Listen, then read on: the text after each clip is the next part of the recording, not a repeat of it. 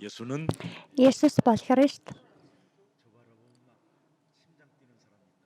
намайг харахаараа зүрхэн ингээд цохилдог хүн байна гэж би сонссон байна.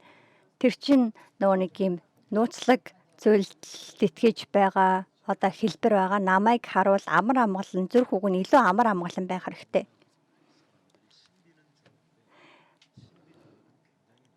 Яг зөв нууцлаг ийм ер бусын үйл явдлууд бий болох нь өөрөө асуудал биш. Гэхдээ хэд ийм ер бусын зүйлд төвлөрч байгаа үзэл нь өөрөө асуудал юм. Өнөөдрийн Библийн ишлэл дээрээс бид харах юм бол Баптист Иохан баптизм тарааж баптизм хүртээж үг дамжуулсны улмаас хүмүүс Баптист Иоханыг та Христ байна гэж хэлж байгаа шүү дээ. Хэрвээ магадгүй нөгөө Библиэлд гарч байгаа Библийн түүхэнд гарч загшлан Баптист Иохан хэрвээ хоолойгоо хэрчүүлж толгоогоо дастуулж үхээгүй байсан бол тухайн үеийн хүмүүс аль хэдийн Баптист Иоханыг Христ Месиа аврагч бас нэг шашин болгож дагах байсан байх гэж бодож байна. Хүмүүс ингээд ямар нэгэн тийм өөрийнх нь хүний хүч чадлаас дээгүүрэх зүйлийг хүсдэг хийгээд тэгээд түүндээ тулгуурлаж бүх амьдралынхаа асуудлыг шийдэх нь ер бусын одоо тэр нууцлаг зүйлсэд итгэх үзэл онол юм.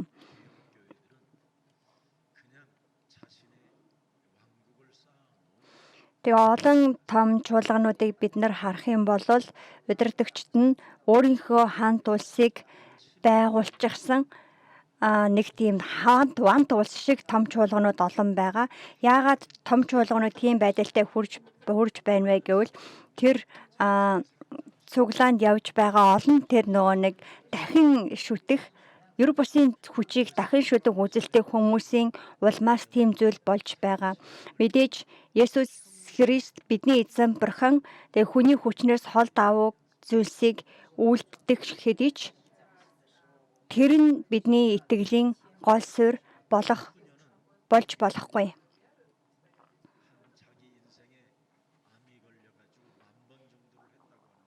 За нэг залуу нөгөө хавдар тусаад тэгээд эзний заасан залбирыг 10,000 удаа уншсан ч гэсэндээ бурхан намайг миний залбирлыг сонсож аварсан гэгээд тэгээд бурхан гомдлолж байгаад нас барсан талаар тийм яриа сонинд бичигдсэн байна лээ. Харин бид нар мөргөл төвтэй үнэхээр итгэлээ ойлгож тэр үс нэгийг наймдах үг юм уу? Аль эсвэл тэр итгэлийн тунхаг итгэлдээсний заасан залбирал үнэхээр бодтойгоор миний амьдралд хэрэгжингээ миний амнаас гарч байгаа мөн гэж юу?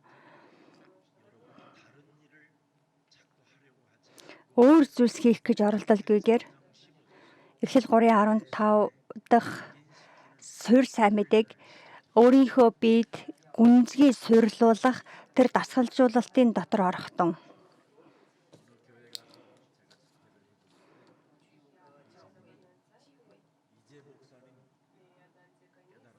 За би нэг цуглаанд очоод үг дамжуулсан чинь тэнд байгаа нэг юм туслагч пастора би ойлголоо гэж хэлсэн ухаарлаа гэж 45 жилийн туршид тэр ядуур 45 жилийн амьдралынхаа турших ядуурлаасаа сугаран гарах тэр замыг пастор та өнөөдөр надад зааж өглөө гэж хэлж байгаа.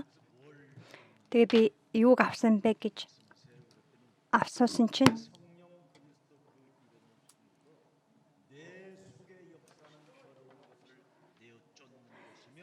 ариун сүнсний хүч чадлаар өөрийнхөө доторх хорон муу бузар сүнсийг хөөн зайлуулах юм бол Бурхны хаанчлал миний дотор оршин тогтнох юм байна. Амьдралд оршин тогтнох юм байна гэдгийг сурсан гэж байгаа. Мэдээж Бурхны хаанчлал оршин тогтож байж ядуурлын хараал таслагдах биш гэж юу. Бидний дотор байгаа хүчтэй нэгнийг хөөн зайлуулж байж бид ядуурлын хараалаас сугаран гарч чадна. Бидний дотор намайг түрхөөд надтай хамт байсан гэм нүглийн төрөлхийн гим нүглийн маань үр дагавар намайг тийм сэтгэлгээнээсээ ядуу тийм байдалтай болгож байгаа ёстой. Цаанаасаа бүх хэд хэсэн ядуурлын сэтгэлгээтэй. Тэгээ тийм байдалтай тэр үндэс суураа гаргаж хаяхгүй байж үе олон төрлийн үг номлыг сонсож ийшээч нэг тийшээч нэг хөлбөрч амьдарсаар байна. За би хэрвээ ядуу гэвэл окей, миний ядуу байгаа нь юунаас болсон юм бол би яг юунаас эхлэх ёстой юм бэ гэдгээ өөрийгөө байгаагаар нь харж чадах тэр сүнслэг нүд надад байх хэрэгтэй юм биш гэж юу. Илч Паул яагаад тэгтлээ? Зовсон тухайгаа хэлэхдээ миний сүнслэг нүд минь нээгдээгүй улмаас би зовн зүдэрсэн гэж хэлж байгаа. Илч Паул эцэст нь сүнслэг нүд нь нээгдснийхаа улмаас тэрээр сүнслэг зүйлсүүдийг эдлэж эхэлсэн байгаа. Тиймийнхээ дараагаар түүний өчөн хэлсэн байгаа Библийн ишлэл болвол Үлс намын 26-гийн 18 дээр Паул тэр тухайгаа өчөн хэлэхдээ би нүдээ нээгээд харсан чинь тэгээд харанхуй дотор би байсан байна. Тиймээс харанхуугаас гэрэл рүү сатааны эрх мэдлээс бурхан руу тэгээд намайг бурхан оруулсан хийгээд нүдмэн нэгдэх тэр үед. Тэгээд гим нүглийн уучлалаар дамжуулан би ариун үндэстэн босон гэж. Харанхуугаас гэрэл рүү гаргах энэ дэлхийн гэрэл болсон байгаа Есүс Христийн нэдэнд дэрэн төвлөрөх тэр үед яагаад ч Есүс итгэдэггүй байсан тэр үл итгэл миний бие эдэлсэнд итгэл болох тэр эхлэл тавигдаж би ариусгах гэж ариун амьдрах гэж сайн зүйлс хийж хуулийн дагуу амьдарч хүн төвтэй өслөөр амьдарч ингэж янз бүрийн тийм сүнслэг эрх мэдэлд итгэж төрөл бүрээр үтсэн ч гэсэн одоо чадварал дотроо хэвээр нэгэн би байсан гэж.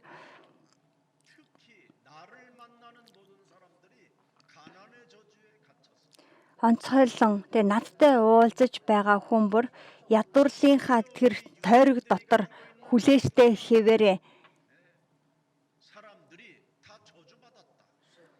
Бурхны ард түмэн гэж хэлэх юудэчүүд бүгд хараалын дор байсан талаар Паул хэлсэн байгаа.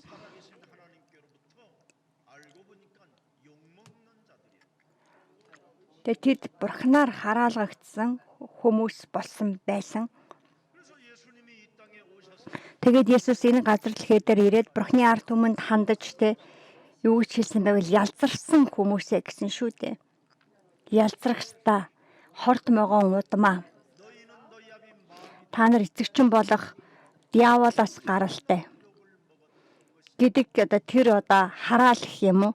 Тэр үгсүүдийг Есүс юудэчүүдэд хэлсэн байгаа шүү дээ. Бурхны бидэнд өгдөг олон өвийн дундах хамгийн чухал өв бол Эхлэл 3:17-д амлагдсан байгаа Есүс Христийн нэр юм.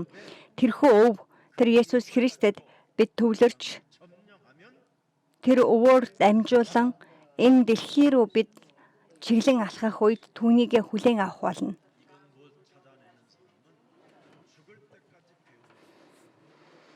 Үүнийг олж чадахгүй байгаа хүн өөхөх хүртлээр ямар нэг юм сурч хийж тийш явах бах. Тэгээд хүмүүсийг бүр зовоож эхэлнэ.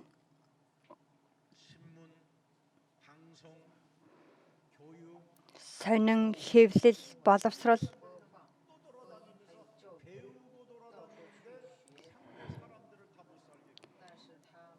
тэр газруудаар ингээд ийш тийшээ очиод эндээс сураад тэндээс сураад байгаа хэрнээ өөртөө харилцаж байгаа хүмүүсийг зовоор сурал.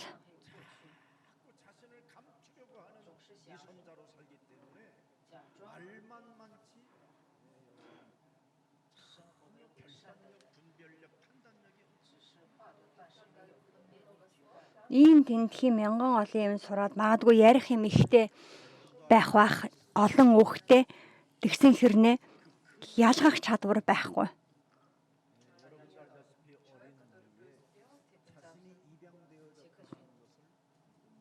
За Стив Жобсын талаар хэрвээ бид ярих юм бол тэрээр бага байхдаа өөрөө айлын өргөмөл хүүхэд гэдгийг мэдсэн байгаа.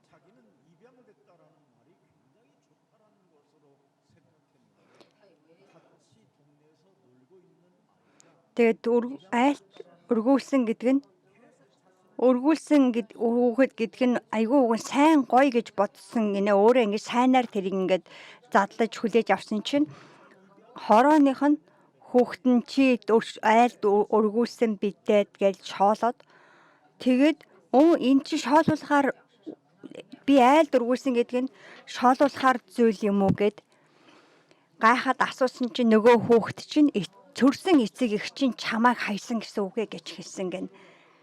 Тэгээд яг тэр нэг өгүүлбэр бүр амьдралд насар том тийм шатгалын шархыг авчирсан гэд ярьж байсан байгаа. Шууд хор болж тэр өгүүлбэр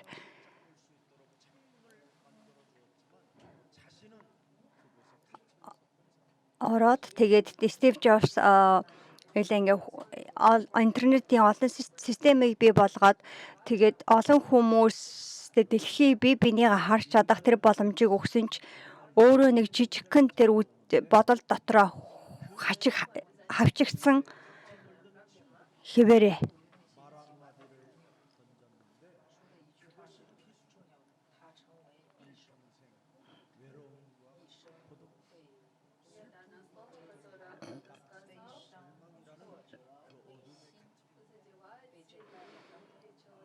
Өөрөө ч мэдэхгүй байхад хорооны хамт тоглодог нэг хүүхэд нь бага наснд нь хэлсэн байгаа нэг өгүүлбэр өнгөрсөн бүхий л амьдралынх нь өдрүүдэд хаягдсан нэгэн гологцсон нэгнэр өөрийг нь байнгын зовоож амьдарсаар ирсэн байна.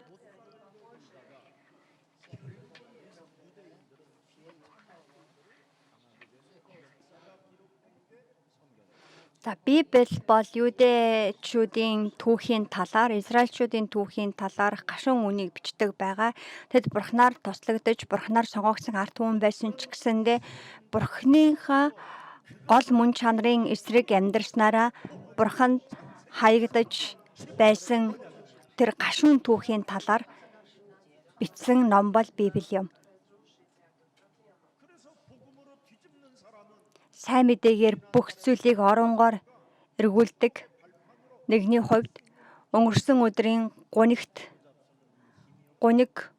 гуниг шаналл нь энэ өдрийнх нь эсвэл ирээдүйнх нь ерөөлийн гишгүр болдог хэдий ч Стив Жобсын хувьд энэ дэлхийд хэрэгтэй олон мундаг зүйлсийг хийсэн ч тухайн хүн нь өөрийнхөө зүрх сэтгэлд байгаа тэр ганц зүйлийг шийдэж чадахгүй.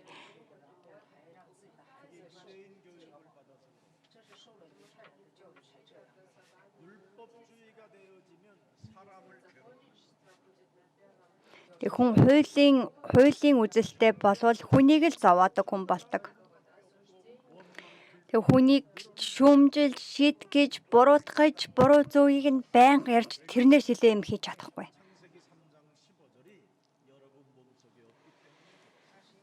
Тэг хүн яагаад тийм болдог вэ гэвэл үнэхээр сайн мэдээ тэр хүний дотор байхгүй байгаа учраас. Эхлээл 3:15 дахь тэр үгийг хэрвээ ойлгодог байсан бол Иохан 1:1 дээр гардагчлан эхэнд үг байсан. Үг нь бурхантай хамт байсан хийгээд энэхүү үг нь өөрөө бурхан байсан гэдгийг мэдэх болно.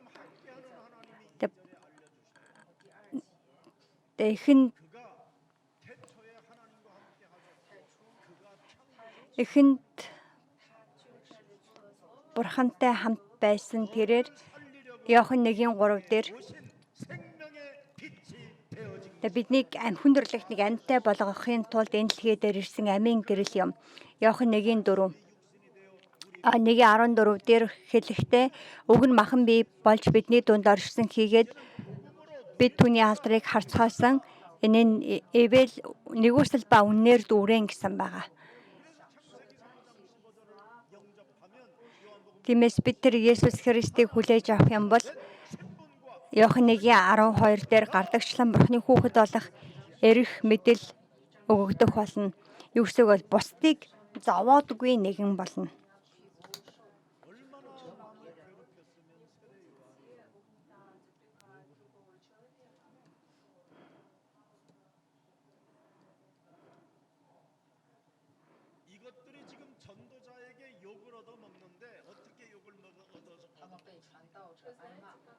За юудэчүүд хичнээн их хүмүүсийг одоо зовоосон болоод тэр баптист Иоханаар ингэж муугар хэлүүлж байгаа билээ. Өнөөдрийн Библийн ишлэл Лук номын 3 дугаар бүлэг дээр гарч юудэчүүдэд хандаж хэлж байгаа зэмлэлийн одоо баптист Иоханы зэмлэлийн үгийн талаар гарч байна. За өнөөдөр баптист Иоханы хэлсэн байгаа одоо зэмлэл хараалын үгс гэх юм уу? Тийм хорт могоон үр удам. Могооны зулцаг ч юм уу тиймэрхүү байгаа. Тэгээ могооны зулцаг гэдэг нь Библиэлд бид нар далд утгаараа диавол сатаны одоо үр удам гэдгийг илэрхийлдэг шүү дээ. Лук номын 3-ын 7 дээр гарч байна. Хорт могоон удмаа ирэх уур хилэнгээс зүгтхийг хэн та нар сануулав гэсэн байна.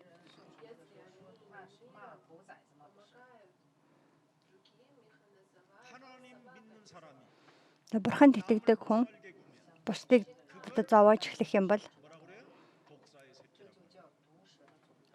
тийм одоо хүнийг бид хорт могоон удам гэж хэлнэ. Юу гэсэн үйл итгэгчич долоондор гэсэн үг. За би бинийхээ хараад бэлтгэе.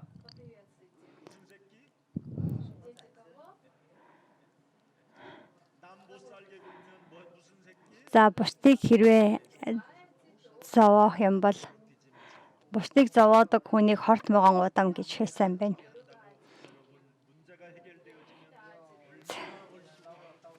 За хин нэгэнд үгэлж аншлаа гэд зэмлэлээ гэд хэрвээ асуудал шийдвэрлэдэг бол өнөөдөр энэ дэлхий дээр ямар олон асуудал шийдэгдсэн байна гэж бодож байна.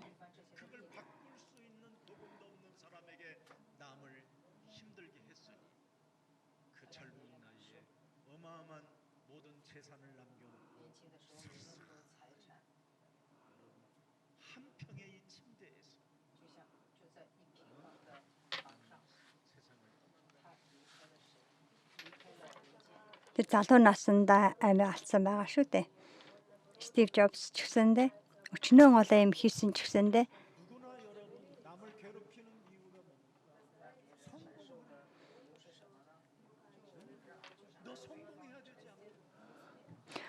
бид нар ер нь хүмүүст одоо өглөж яншихта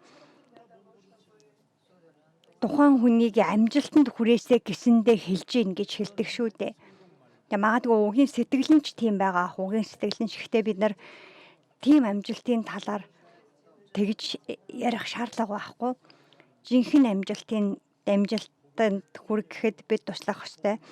Тэр нь сайн мэдээний дотор үндэстэн сурлагдаж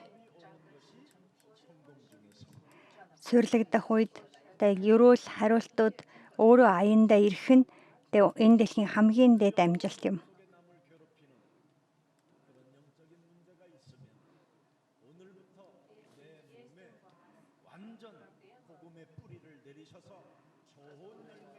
Магадгүй надад бусдыг зовоодог тийм одоо үзэл бодол зуршил байгаа бол сайн мэдээг өөрийнхөө дотор гэлөө гүнзгий суйрлуулад сайн үр жимсийг гаргаасаа гэж хүсэж байна.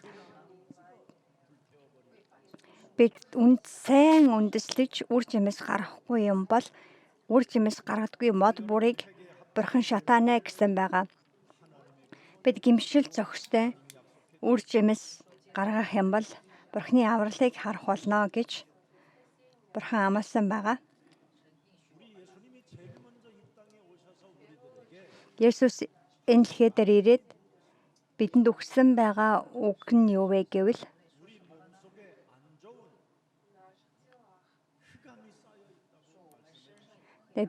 хүний энэ бие дотор ийм сүнслэг ийм харанхуй давхарлагдаж хураагдсан байна. Гэхдээ түүнийг хүн өөрөө л мэддэггүй гэж хэлсэн байгаа. Тиймээс өөрийгөө яг ингэж эхот харж байгаа юм шиг нэвт харж чаддаг байгаа нэг нь л Эхлэл 3:15 дээр амлагдсан байгаа. Есүс Христ хэр их хичнээн хэрэгтэй вэ гэдгийг мэдэж чаддаг. Хэрэг бид нар тэр шатанд хүрэхгүй юм бол ийм сэтгцэн эрүүл биш байдал дотор бусдыг зовоосоор байгаад амьдралаа дуусгах бах. Сэтгцэн ийм эрүүл бус байдлын илрэл нь болохоор яагаад болохгүй байгаа, яагаад чадахгүй байгаа гэдэг төвлөрдөг байгаа. Юу гэсэн үг вэ гэвэл ямар нэгэн ийм цөөр асуудал, том ийм үйл явцын дундаас болохгүй байгаа зүйлсүүдийг л хараад чи яагаад ингэж чадахгүй байгаа, чи яагаад болохгүй байгаа, чи яагаад арай дээр хийж болохгүй байгаа ингээд.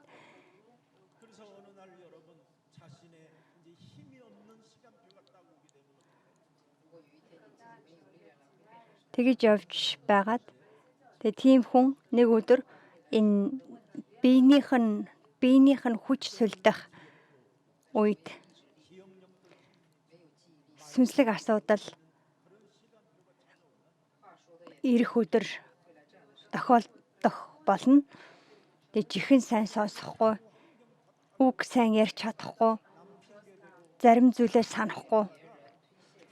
Тэгэхээр тийм болж эхлэхээр хүн эргэн тойрондоо орчиндоо буруутгал өгч бусдыг өөрийнхөө амьдралын төлөө буруутгаж тэгсээр хагаад өөрөө хүмүүс чихнээсээ хаягдана.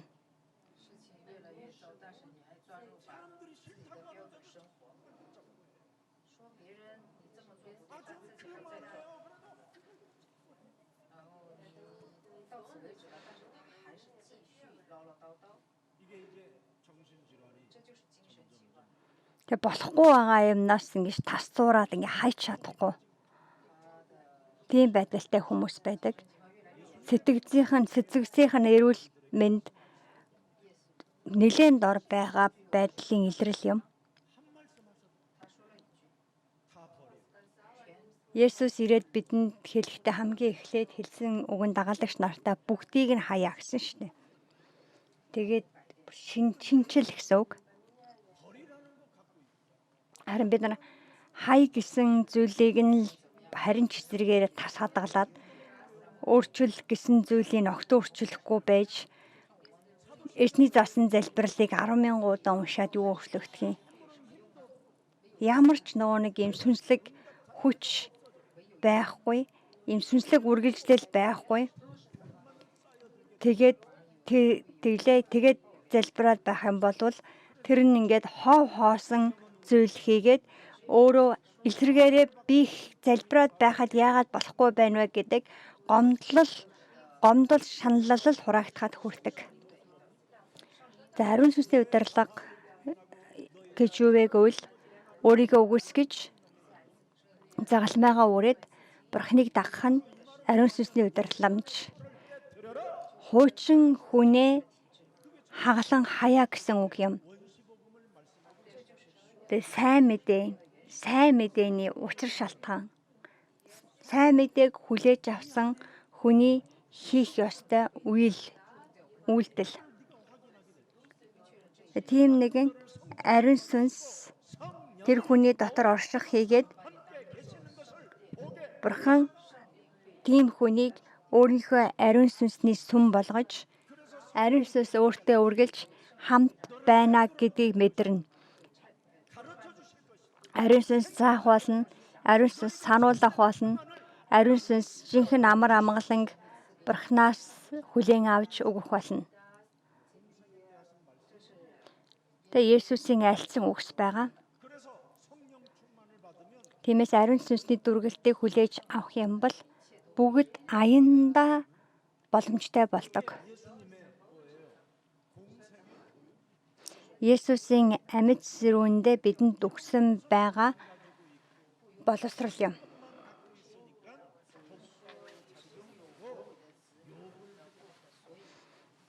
Бид эдгээр үгсийг нь өөрийнхөө болгож авахгүй өөр үгсүүдийг л дагаж амьдрахыг хүсэж байгаа учраас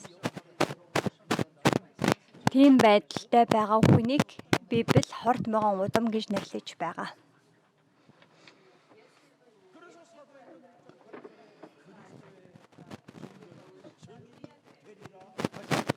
Efes намын 1:8.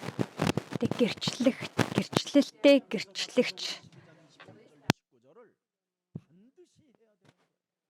Бидний зайлшгүй хийх ёстой зүйл бол Матай номын 12:28-аас 29-р эшлэл байгаа. Ариун сүнс хэрвээ таны дотор байгаа бол таны дотор байгаа тэр гүнзгий газарт байгаа төрөлхийн гэм нүглийн хүч чадалыг бид ариун сүнсийн хүчээр хөөн зайлуулах хэрэгтэй. Хоёрын хооронд амжилтанд хүрсэн хүмүүс бусдыг зовоодог. Тэгээ жинхэнэ амжилт биш учраас жинхэнэ амжилтыг мэддэг хүн Бурхны нэгүслийг мэддэг. Надаас үл хамааран Бурхан нэгүслээ өгч Бурхан намайг юрөөсөн гэдгийг мэддэг болдог. Жинхэнэ амжилтыг үтсэн хүн. Үнэхээр тийм нэгэнтэй Бурхны алдар хамт байдаг.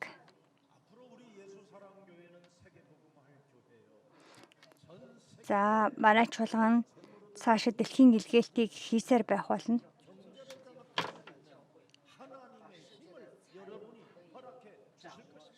Тэгээд бүх дэлхийд үгийг дамжуулах Бурхны хүч чадлыг Бурхан та бүхэн зөвшөөрөх болно. Тиймээс энэ дэлхийлэг аргыг авалгүйгээр Бурхны аргыг хүлээн авах тун. Тэр нууцын дундах нууц.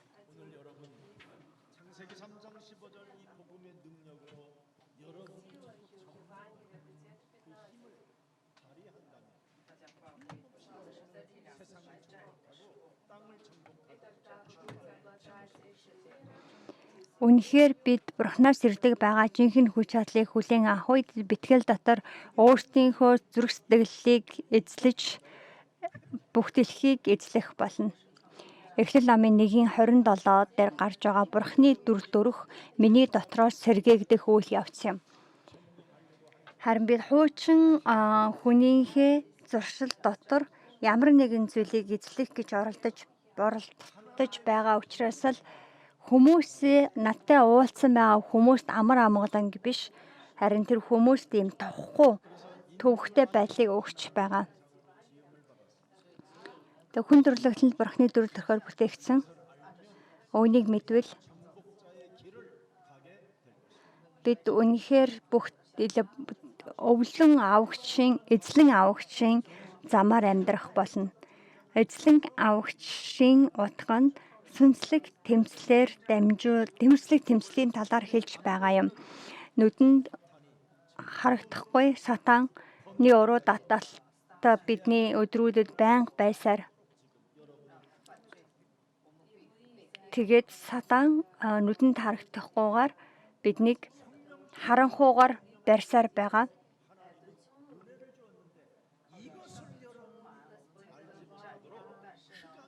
Ариун сүнсээр эзлэх хүч чадлыг Бурхан бидэнд өгсөн ч гэсэн сатан харин биднийг үүнийг ингэж мэдэхгүй байхаар нүдийг минь сэтгэлийг минь сохолж байгаа.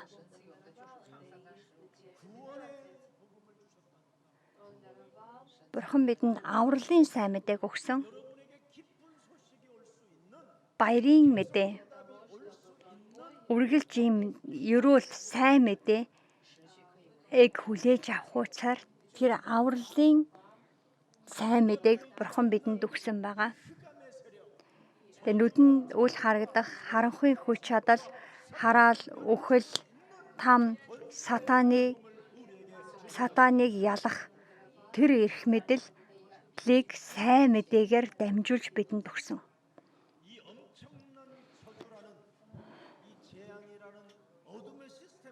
Энэхүү ертөнцийн харанхуй системийн дотор авралыг авах аргыг мэдүүлэхийн тулд Бурхан бидний дээр өөрийн ивэл нэгүслийг өгсөн.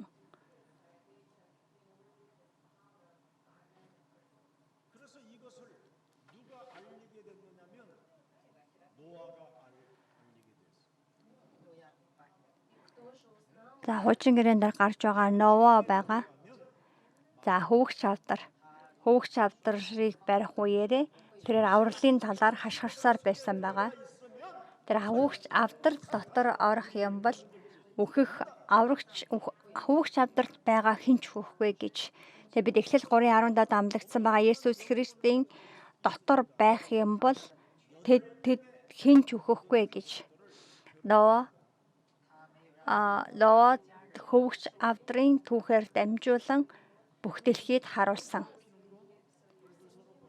За би бинийгаа хараад хүн зовоохон сүнслэг асуудлаа гэж хэл.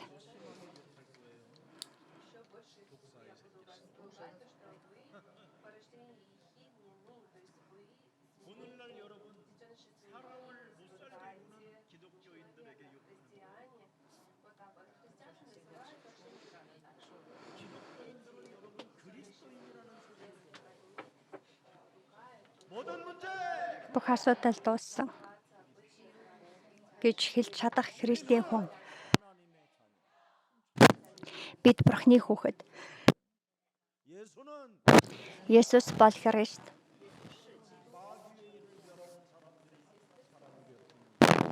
Бид сатаны ажлыг устгагч хүмүүс бусдыг зовоодог байж болохгүй.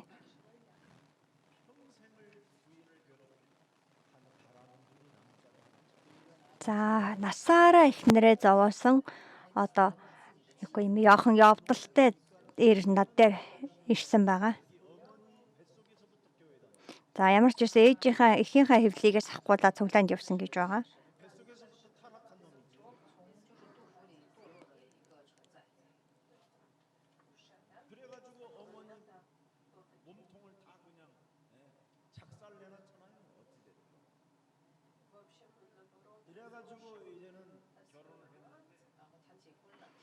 За тэгээд гэрэлсэн байгаа.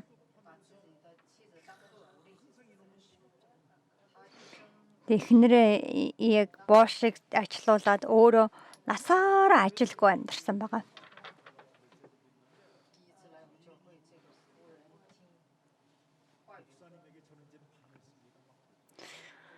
Тэгээд эхнэр нь хоёроо орж ирээд хоёулаа хамт ороод мараа нөгөө цуглаан суусан байна л да. Эхнэр нь номлол сонсчоод би пастортай ямар мундгийг мараа нөхрийн талаар ямар амар сайн мэддгийг гэсэн гин.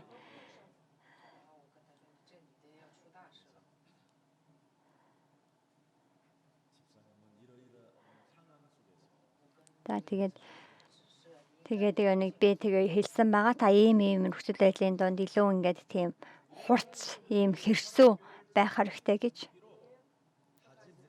За тэгээд одоо хоёулаа манай цуглаанд ингээд сайн ингээ явна гэж уг нь шийдсэн байгаа.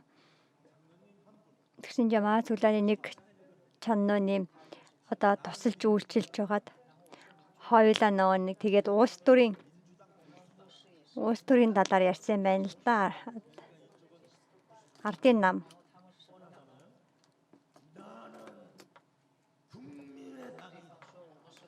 Ардын нам арчилсан нам гэдэг одоо муулцаж хэлсэн гин. Тэ хоёулаа нөгөө нэг ингээ мөргөл өргөж амар ивэл авчаад тэгээд хоол идэж байгаа тэгээ муулсан байгаа. Аль намаасаа шалтгаан болоод.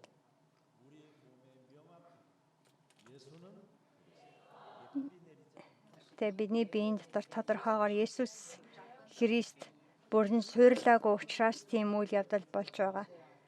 Тэгээд хоёулаа хоёр бинийгаа хоёр талд ингээ өөрсдийнхөө үзэл бодлыг яриад хоёулаа бинийгаа зовоож эхлэж байгаа шүү дээ. Өнөөдөр манай Есүсийн харж чулууны хүмүүр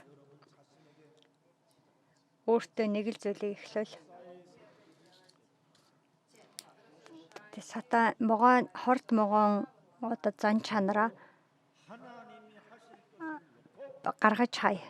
Тэгээ Бурхны хийх зүйлийг тавиад хүлээ.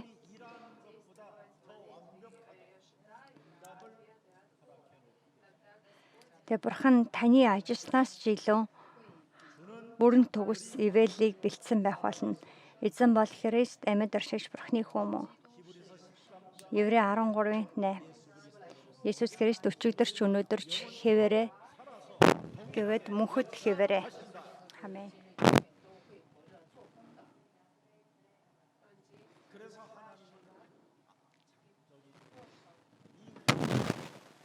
энэ харанхуйн сүнсний одоо хүч чадал хэрхэн ажиллаж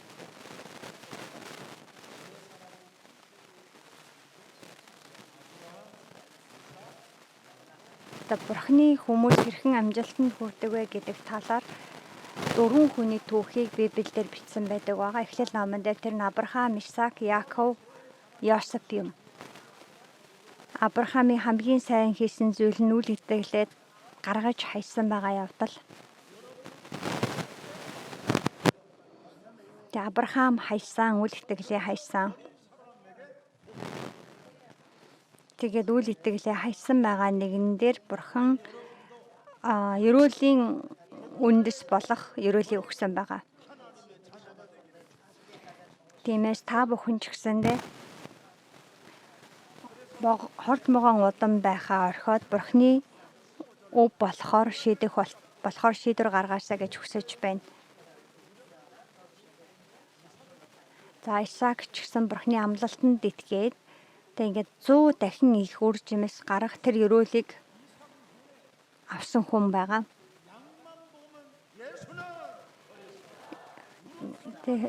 Исаак бол ханчин байсан хийгээ хонио харахтаа Есүс бол Христ, Есүс бол Христ.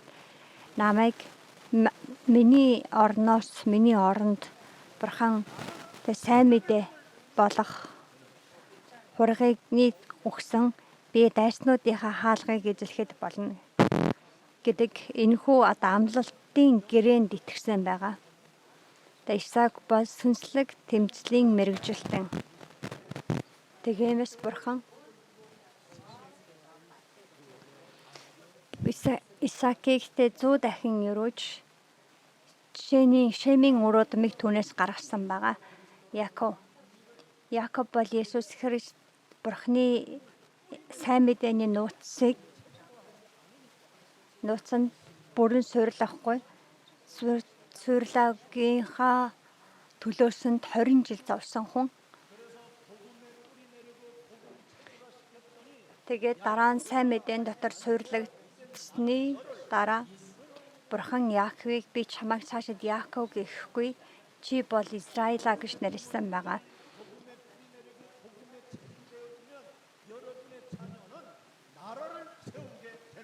Бидний эсэг их сайн мэдээний дотор суйрлагдаж, сайн мэдээний дотор бүрэн одоо суулгагдах үед бидний үр хүүхдүүд минь улс орноо захирах хэмжээнд хүрэх болно. Үр хүүхдтэй та ямар нэгэн зүйлийг, мундаг зүйлийг өөрөө заах гэж оролдоод гэхээр харин үр хүүхдтэй та итгэлийн өвийг өглөөлөхтөн. Бидний аав, бидний ээж Бурхантай уулзсан Бурхны хүн гэж таны үр хүүхдүүд хэлэх болтугай. Тэр Яаковын өрөөдмаас Юдагийн овог гарч Юдагийн овогоос өнөөдөр Есүс Христ Месиа төрсөн байгаа. Тэр Месиагийн өрөөд одоо удам угсааг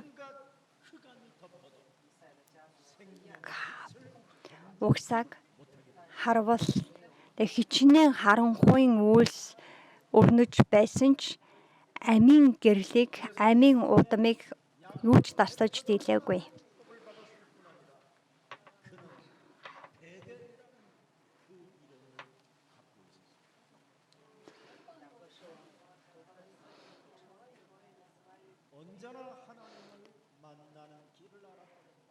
Бethel буюу Яаков энэ талаар ярихад хизээд одоо Бурхантай уулзах аргыг мэддэг нэгэн болсон гэсэн үг юм.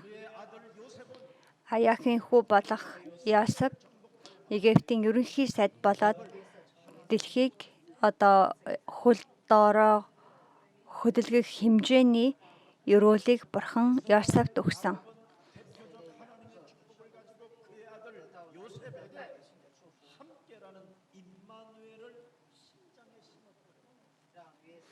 Тэгээ Яаков Бурханаас авсан итгэлийнхаа дотор өөрийн хүү Йосефийн зүрхэнд Бурхан чамтай хамт байна гэдэг Имануэлийн итгэлийг суулгасан. Тиймээс Йосеф ямар амьдралын нөхцөл байдалтай тулгарч байсан ч Иммануэль бурхан өөртөө нь хамт байна гэсэн итгэлээрээ дамжуулан ямар ч нөхцөл түүний бүхий л гарын үйлс бүтэмжтэй болж байлаа.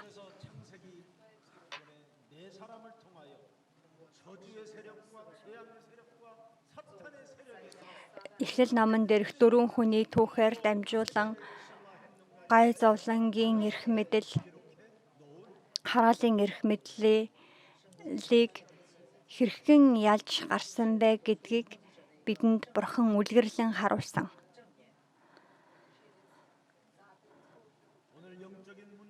Сүнслэг асуудал тань шийдвэрлэгдсэн өдөр байгаасаа хэмээн ирөөж байна. Жинхэнэ бурханд үндэсээрээ суйрлагдах үед эрүүлийн өдөр эхлэх болно. Энэ цаг үед амжилттай гэж байгаа хүмүүсийг та ажиглан хар. Өөрийнхөө асуудлыг шийдвэрлэх гэж өөрийнхөө ганц асуудлыг шийдвэрлэх гэдэг л энэ дэлхий дээр хэрэг хэсэж амьдарч байгаа. Тэгээд магадгүй тэ ингээ эзний зайлсан залбирлж, чэйжилж, ишлэлж, чэйжилж, залбирлын ном худалдаж аваад уншиж тэ янз бүрийн юм хийж байгаа тэдгээр хүмүүс.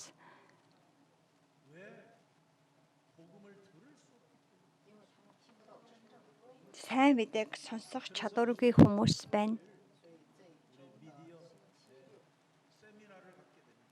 За энэ одоо хагасаа өдөр медиа семинар болно.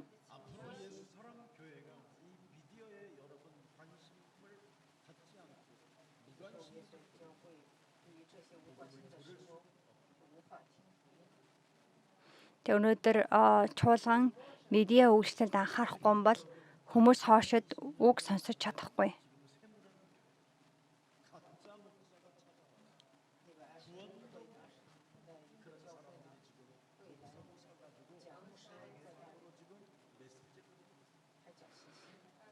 Итгэлээч ойлгохгүй байгаа хүмүүс 120 жилийн түүхтэй чуулганы пастораар томилогдоод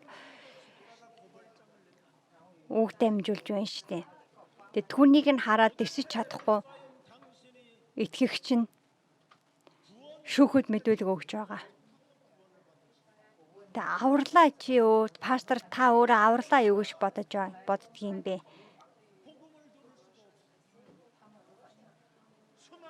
Гэсэн байгаа. Яагаад гэж цуглаанд очиод хүмүүс сайн мэдээг сонсож чадахгүй байна шүү дээ.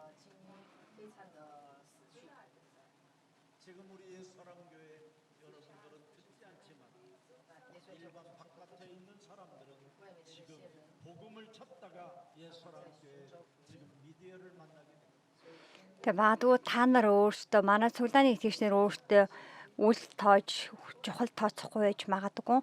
Гэхдээ өнөөдөр манай чуулганы биш хүмүүс сайн мэдээ хайгаад сайн мэдээг хайж ирж хайсаар байгаад өнөөдөр манай цуглааны YouTube дээрх номлуудыг сонсож цуглаанд ирж байгаа.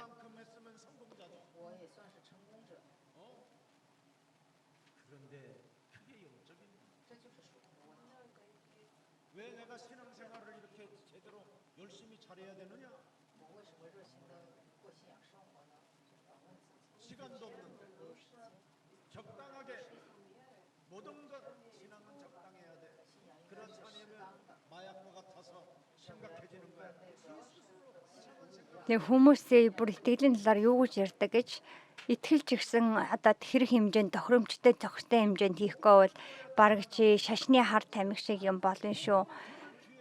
Битгий гүнзгий ормоор тийм юм ярьдаг байгаа. Сайн мэдээг сонсох байгаа учраас бид нар тэгж байгаа аахгүй юу? Цуглаанд ирээд хүмүүс цуглаанд ирээд сайн мэдээ сонсох боломж алга байна одоо. Үнэхээр хүн бол сүнслэг орших юм уу? Тиймээс Есүс бол Христ аврагч гэдэг үгийг сонсож тэр үгээр дамжуулан өөрийгөө өөрчлөх ёстой. Энэ амьд байгаа насанда. Тэгээ энэ хүү үгийг би ойлгож сонсохгүй байвал нэг л өдөр жинхэнэ асуудал ирэх болно. За YouTube дээр нэг юм гарсан зүйл байна. За одоо юу нэ? яагаад ийм зүйл болдог вэ гэсэн гарч ихтэй бичлэг юм шиг байна. За хоёр хүн за их сургуульд уулзаад их сургуулаа төгсгөөс өмнө эрт хоёулаа гэрэлсэн гин.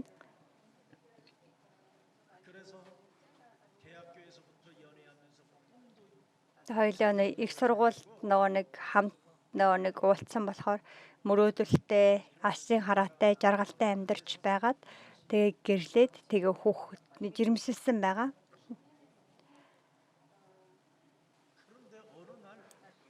Нэг өдөр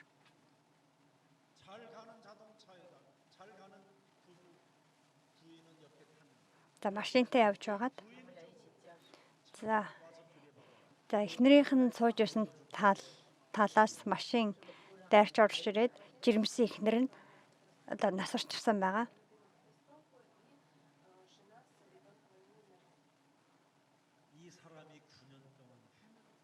Энэ хүндээ 9 жилийн туршид төвөгч амьдарсан. Тэр залуу нь. Тэгээ одоо ч би төөрсөөр байна. Яагаад ийм зүйл надад тохиолдоод байгаа юм бэ? Би юу буруу хийсэн гэж энэ хараал дотор би ингэж хүлэгдсээр байгаа юм бэ?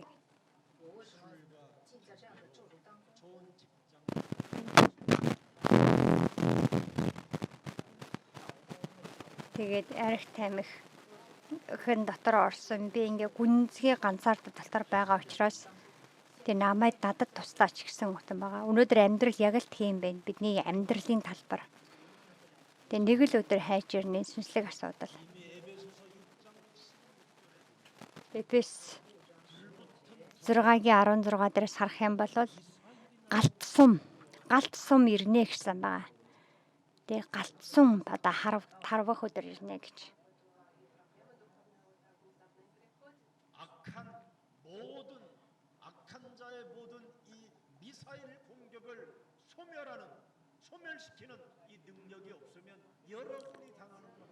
Галт сумыг унтрах тэр хүч байхгүй бол тэр суманд бид өөрсдөө харуулах болно.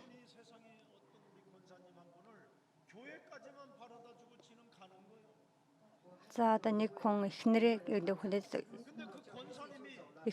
цуглаанд хүргэжил өөрөө яваад өгдөг гэнэ.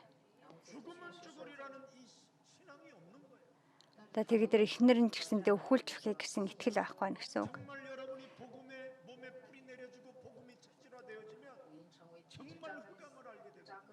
Хүн үнэхээр сайн мэдээг ойлгох юм бол үнэхээр мэдх юм бол энэ харанхуйн хүч чадал юу вэ гэдгийг мэддэг байхгүй юу? Сатанаа чи девала зайл гэж хэлж чадах тэр үг хүний дотроос гарах хүч чадал гардаг юм байгаа юм. Тиймээс юу ч болов гэд нөхрөө чирж орж ирээд хамт мөрлөг өргөх ёстой гэж би үзэж байна.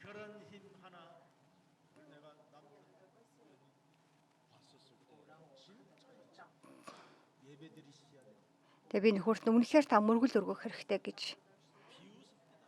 хэлсэн чинь наваа ингэ давхуурхаж инээж байгаа.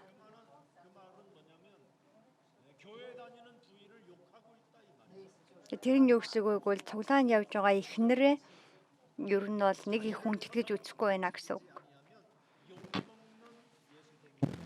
Өөрийгөө өхөлж үгэнд дулууртай амьдрахгүй юм бол хүмүүс дорд үцэгдсэн нэг Есүс чинь төдийгээр амьдрал чинь өнгөрнө. Тэгээ өөрийгөө өөрчилж энэ дэлхийг өөрчлөх нөлөөллийг үзүүлж чадахгүй хэмжээний итгэвч гэвэл энэ дэлхийгээс буюу Есүс чинь гэж хараалгаж амьдрахаас өөр бид байр суурь олдохгүй. Тэгээ хүн зовоодог чи ингэсэнгүү чи тэгсэнгүү гэж хүн зовоодог л итгэлийн хүн шиг амьдрах болно. Өнөөдөр танд байгаа сүнслэг асуудал шийдвэрлэгдсэн эрүүл өгөгдөх болтугай гэж өрөөж байна.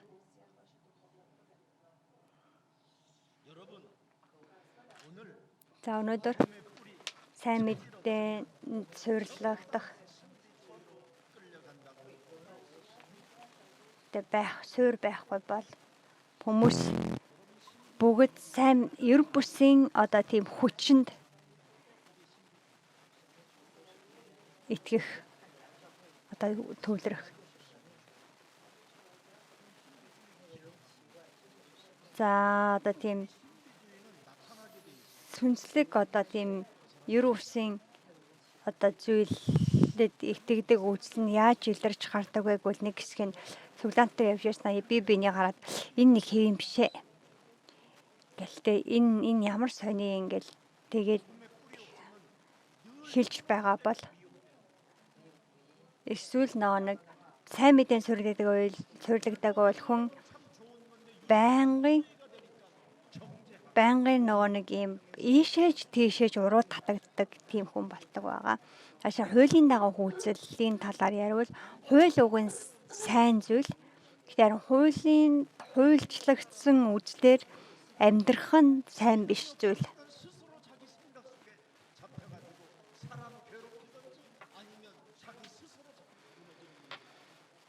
Тэр хууль баригдаж амьдрах юм бол тэр хууль баригдсан үзэл бодлоороо бусдыг зовоод өгсөн ч аль эсвэл тэр нэг одоо хууль баригдсан бодлоороо өөрийгөө үргэлж зовоож амьдрдагсэн ч тэр хоёрын л нэг нь болох байх. Сайн мэдэн дотор гүнзгий суйрлагдах үед бид үнэхээр их залбирлын хариултыг хүлээж авдаг.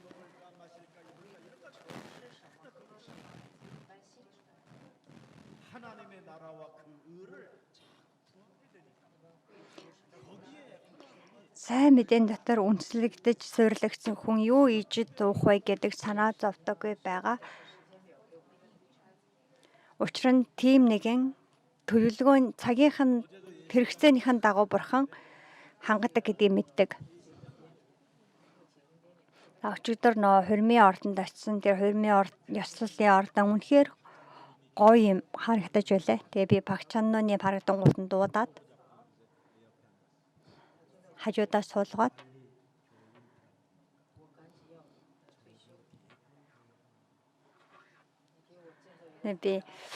би одоо хурдан тэтгэврт гарьяа ингээд нэг юм гоё юм сайхан цуглаан нэг байшин бариадаг бүр хөдөө нэг хойд солонгосын хилтэй ойрхон газар бариадаг уу гэж хэлсэн байгаа.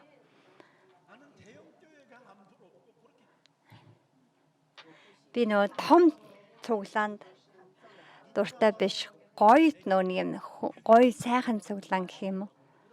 Тэг хин нэг нь ирээд хурим хийгээд тэгдэг хүүхдийн 100 өдрийн баяр хийгээд тэг нэг тийм хүмүүс цугларч ингэж баярлан хөөрдөг тийм газар.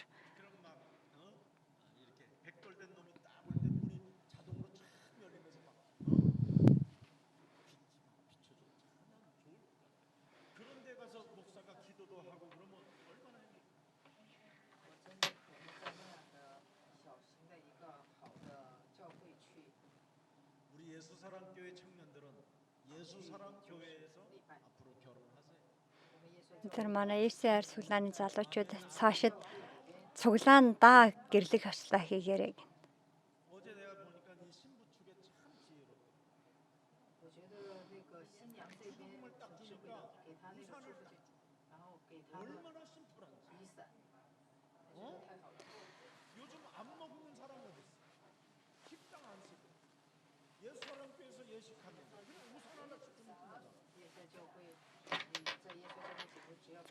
ECR цуглаанд тэгээд бэлэг өгөө явуул хичнээн цэвэрхэн сайхан билээ. Доктор маань сонсоо гэж залуу хурмын ёслол хурим хийсэн байгаа. Яг манай тэр залуу багаасаа цуглаанд явсан учраас сэтгэл айгүй тайван байсан байгаа. Би сайн мэдгүй хүнийхээ хурмын ёслол одоо ажиллаж өгөхөр сэтгэл ингээ айгүй тухгүй байдаг байгаа. Өчигдөр үл их тухтай сайхан байлаа.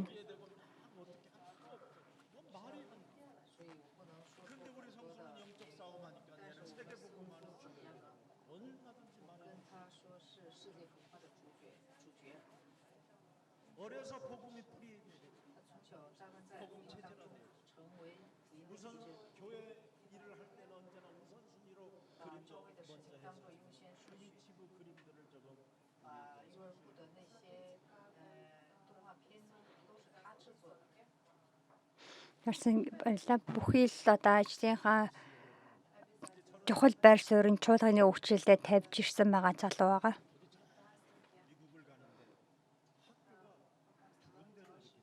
За бас нэг өөр нэг Пагинжи гээд манай залуу шинж цуглааны охин Америк руу сургуульд явж байгаа.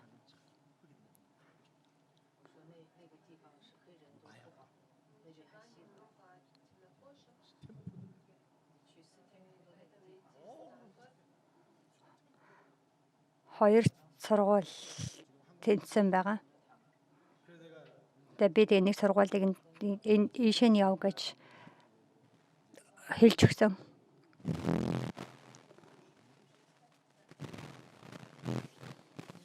Тэгээд чи магадгүй цаашид амжилтанд хүрээд чи зөндөө их мөнгө чамд орж ирэх, тийм мөнгө орж ирвэл бурхны чуулганыг бариарай гэж хэлсэн байгаа. Пагинжи цуглаан гэх.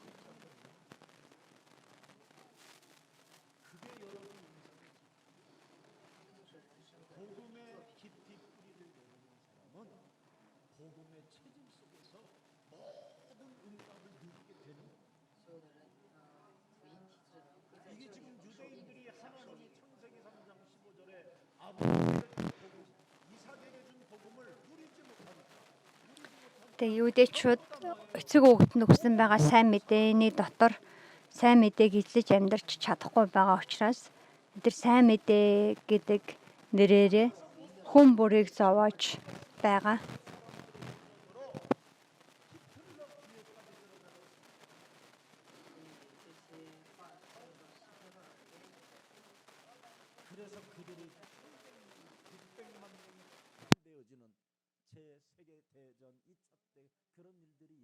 Юудэчүүд түүхэндээ тэ өнөр хүмүүсийг зовоож байсан учраас тэр зовж тэднэр зовоогдсон байгаа хүмүүсийнх гитлаар тэ хожим том болоод 6,000 юудэчүүдийг хоморглон устгасан шүү дээ.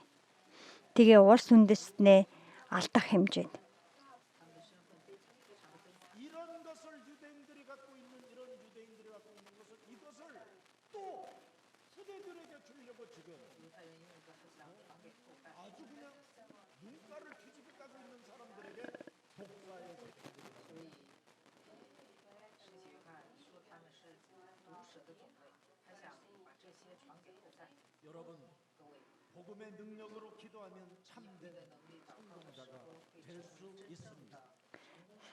Бид сайн мэдээний хүч чадал дотор залбирах үед жинхэнэ амжилтыг хүлээж авах болно. Өнөөдөр Библийн ишлэл дээрээс харах юм бол Бурхан Баптист Иохны амаар дамжуулан юудэчүүдэд хандан юунд хорт могоон удам гэж хэлүүлсэн юм бэ. Тэгээ сүнслэг асуудлын талаар мэдэж байгаа эсэх талаарх яриа юм. Бид сүнслэг асуудал гэж юу вэ гэдгийг мэдэхгүй байсаар байвал Иохан 8:44 дэх байдал дотор амьдарсаар байх болно.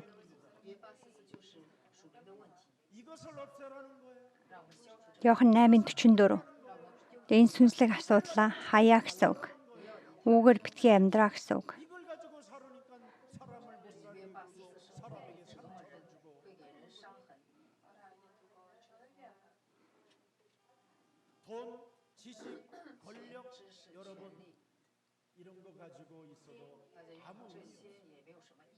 Тэгээ мөнгө эрх мэдэл байлаа гэдг нь үнэндээ ямар ч утга байхгүй.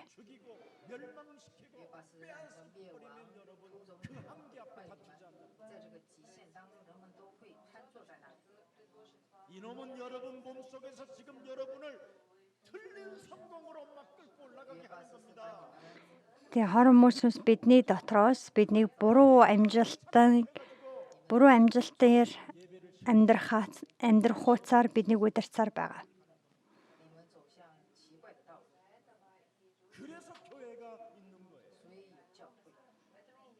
Тэгээ биднийг тэр буруу амжилтыг хөөцөлдөн амьдруулахгүй байхын тулд чуулган байдаг.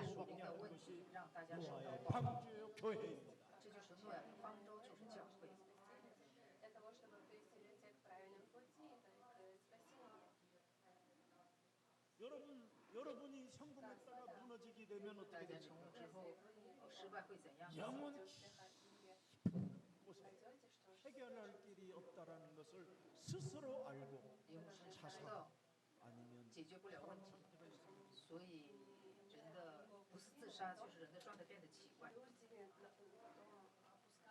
오늘 임박한 이 진노, 요팔 사사 우리 몸에 들어와 있는 이놈을 어떻게 해결할 것이냐라는 게 지금 세례요한의 메시지.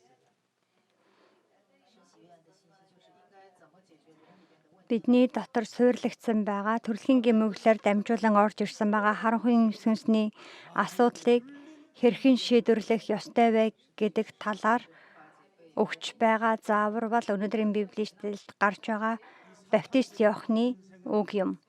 저주를 재앙을 모른 채 살아가는 자들의 실체를 말하는 겁니다. 被撒旦捆绑的人呢， Тэг гай гамшиг жинхэнэ гамшиг хараал гэж юу вэ гэдгийг мэдэхгүйгээр амьдрч байгаа байдал бол сатананы нөлөөнд дотор байгаа байдал юм. 他们是为独立属国，为战争成为战争的俘虏。 Өнөөдөр дэлхий сатаны бодол санаа хараалыг бодолгүйгээр дайн дэгжин дотор хорооцолдож нийгэм чуулган руу чичлэж байна. Яагаад вэ гэхлээр тэр нийгэм чуулганд орж ирээд жинхэнэ Христэд итгэдэг хүнийг олж чадахгүй байгаа учраас.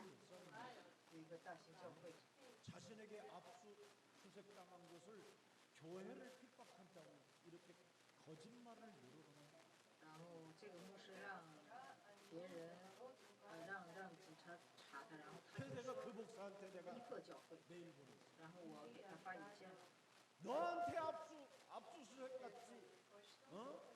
교회에게 무슨 압수수색이 돼? 那是向着你。 Саяхан нөө Солонгосын нэг том цуулгаан нөгөө нэг тусгай юм шалгалт гэх юм уу? Прокурорын шалгалт орсон байгаа. За тэрийг нөгөө нэг чуулганых нь пастор болохоор чуулганыг хавчлаа гэж ярьж байлээ. Өөрийнх нь тэр цэвэр биш одоо тэр мөнгөний асуудлыг л энэ талаар л уг нь шалгалт хийсэн штэ. Пасторууд мэдэж байгаа хэрнээ хулаа ярьдаг. За өнөөдрийн одоо номл библийн хэсгийн гол санаа бол бид сайн мэдээг сонсож байж хүн амьдрдаг юм. Сайн мэдээг сонсож байж хүний сүнслэг асуудалд шийдвэрлэгдэг. Сүнслэг одоо тэр байдал дотор үндэслэгдэн суйрлаж байж бид амьдардаг. Өнөөдөр хүмүүст одоо хараалгадаг тийм зуршил биш. Харин өрөөгддөг зуршил дотор амьдраасаа гэж хүсэж байна. Сайн мэдээлэг амжилт.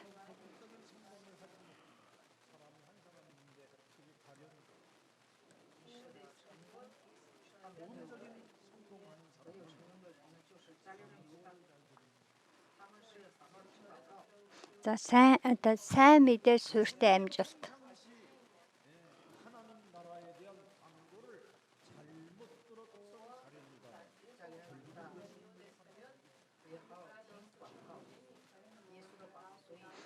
За сайн одоо мэдээлэг амжилтын талаар мэдэхгүй одоо Есүсийг зөндөө сонссон ч гэсэндээ түүнийг ойлгоогүй байсан нэгэн 30,000 зосоор Есүсийг худалдсан байгаа Искариотын Юдас байгаа. Тэгээ Есүс орон зоогон дээр одоо зарлалт хийсэн штэ мэдээлэл хэлсэн байгаа. Өнөөдөр бидний дундах нэг хүний дотор буу сүнс одоо сатан дьявол шүглсэн байна гэж хэлсэн байтал тэр хэлсэн одоо мэдээлэл анхааруулгын үгийг огтхон ч сонсоогүй байгаа.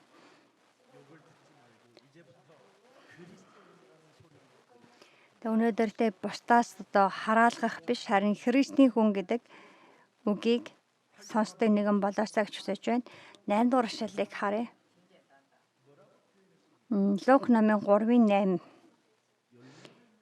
Тийм бөгөөс гимшил зохистой үр жимснүүдийг гаргаа гэсэн байна.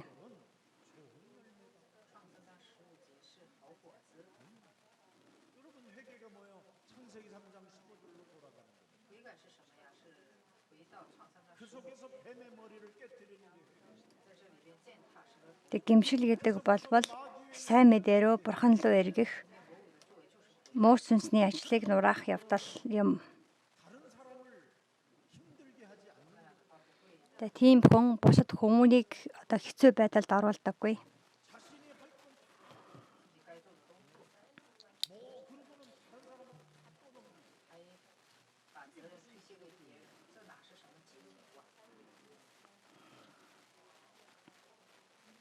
목사님이 모든 이상한 행동을 다 예수님께는 모든 성도가 다 용납. 그러면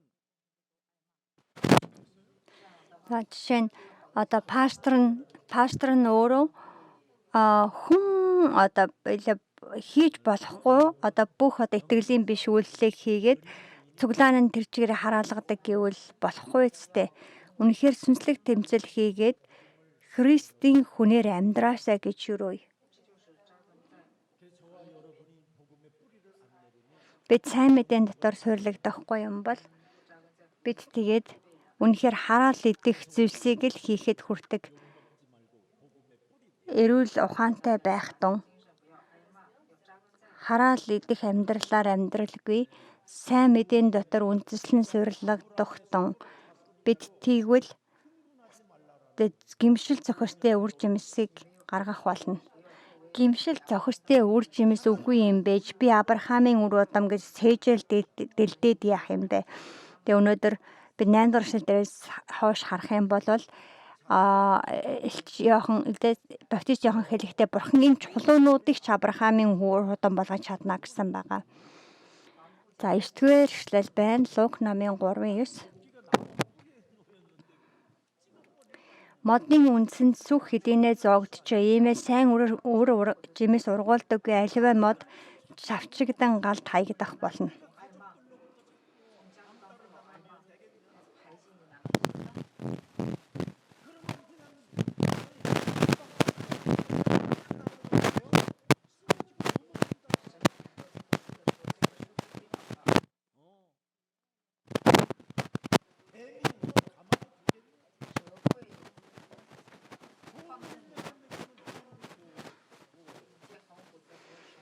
Сайн эр жимс ургуулах үед бурхан хамгаалах болно.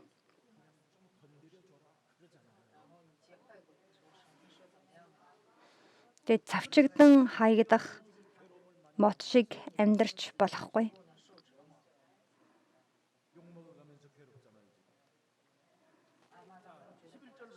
11-р эшлэлийг уншъя. 무시무시한 말을 했단 말이에요. 그죠? 여러분 여기 다 걸려 있어. За энэ ишлэл яг та нарын сэтгэл тэгэлж байгаа байхгүй тий. Хувцсны шишүүг нь хувцас зөндөө байгаа. Гэхдээ миний хувьд ч ялгаагүй бүр. Хайхуу болох уу гэл хайж чадахгүй байгаа. 그래서 이번에는 그냥 여기 부산 갔다가 오면서 입었던 거 전부 다 그냥 갖다가 헌옷 거기다 그냥 다 집어넣어. 안 갖고 올라갔어.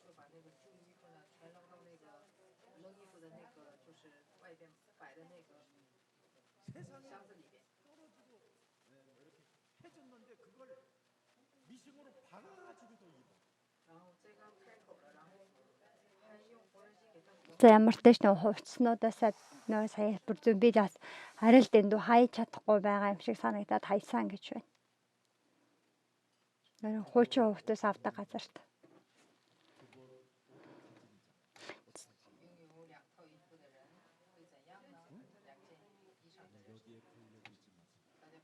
За 11-р эшлэгийг уншаадах юм. Тэр тэдэнд хоёр самцтай цамцгүй нэгэндээ илүүчил хоолтой нэг нь үүний адил үлдэгтэн гэлээ. За нэг үгээр хэлэх юм бол өмсөж идэхдээ хүлэгдэж буй амьдраа гэж байгаа. Хүн бас сүнслэг оршихуй. Бид үргэлж юу идэх вэ? Юу уух вэ?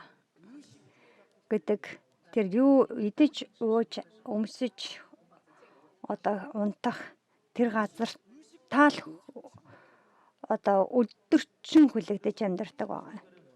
13 дугаар эшлэлийг уншъя. Та нар тогтоогдсноос илүү бүү авах тун гэсэн байна.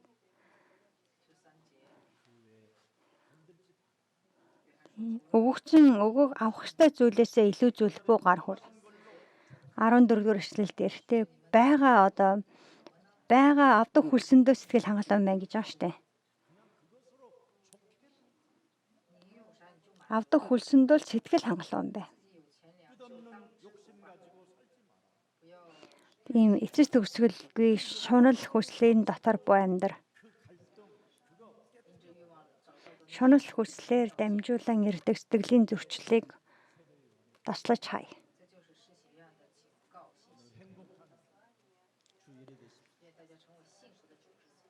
회개에 합당한 열매는 사람을 괴롭히지 않습니다. 회개에 합당한 열매는 Гэмшил зохистой үр жимс нь хүнийг заваадаггүй. Гэмшил зохистой үр жимс гаргадаг хүн хүмүүсээр муучлуулах амьдралаар амьдруулдаггүй. Үнэхээр таныг сэтгэл татам Христийн хүн гэж дуудагдаж амьдраасаа гэж Есүсийн нэрээр юрөөж байна. Тийм нэгэн авралыг харах болно гэсэн. Ариун сүнсний хүн болоосоо гэж Есүс Христийн нэрээр юрөөж байна. Хам залбирцгаая амьд оршиж бурхан минь гэмшил зохистой үр жимс гарган Бурхны авралыг харах тун гэж альцсанчлан биднээр дамжуулан хөршүүд минь Христийн хүн гэж биднийг дуудах хэмжээнд тийм сэтгэл татам Христийн хүн байхаар ариун сүнсний дүргэлтийг зөвшөөрөх болтугай.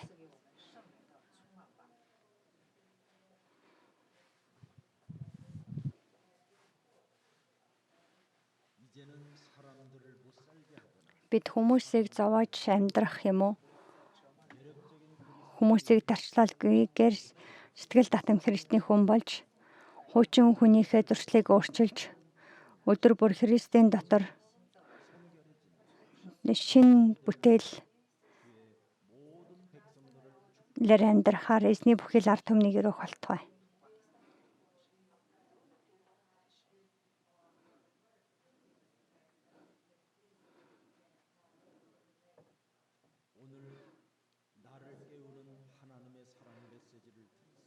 Дамайг дахин сэргээх эзний үгийг сонссон тул сүнслэг асуудал юу вэ гэдгийг би мэддэг тул хорд магаан үр удмаар амьдралгүйгээр Бурхны хүүхэд болох эрх мэдэлтээр амьдрах сүнслэг тэмцэл хийдэг Бурхны хүн байлгаж өгөөч.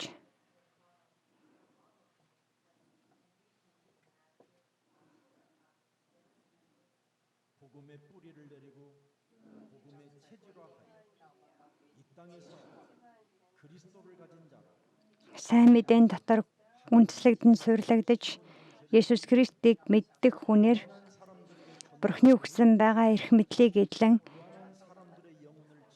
сайн мэдээг тараадаг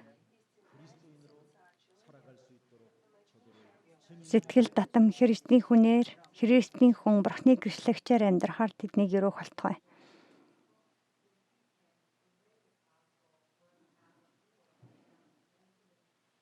세상 신에 현혹되어지고 미혹되어져 신비주의 율법주의 인본주의 Энэ дэлхийд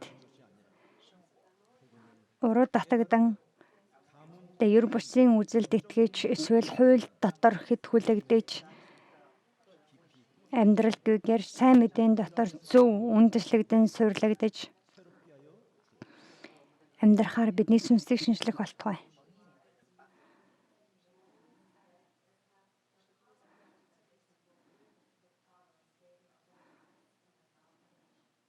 복음의 능력으로 기도하면 참된 성공하게 된다고 오늘 말씀해 주셨습니다. 창세기 3장 15절 여자의 우선 메시아 그리스도의 이름 마귀의 일을 멸하는 증인으로 우리의 영혼을 각인시켜 주옵소서. Есүс Христийн нэрээр сатаны ажлыг нураадаг тэр сүнслэг зуршилтай нэгэн болгон өөрчлөх болтугай. 이 땅에 인간의 영적인 문제가 해결되어지는 길은 하나밖에 없다라는 것을 이제는 알았습니다.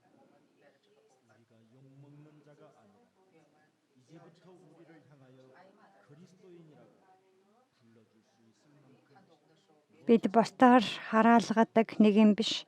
Харин биднийг хүмүүс хараад Христийн хүн гэж дуудах хуйцаар энэ дэлхийн гэрэл болон давс болж амьдрахаар Бурхан та биднийг өрөөх болтугай.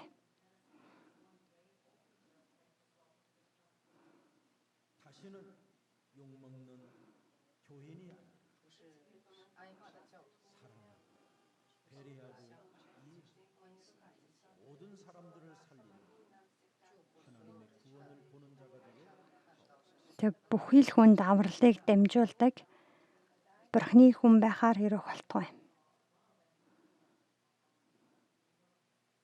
예수 그리스도의 이름으로 Есүс Христийн нэрээр залбирлаа. Амен.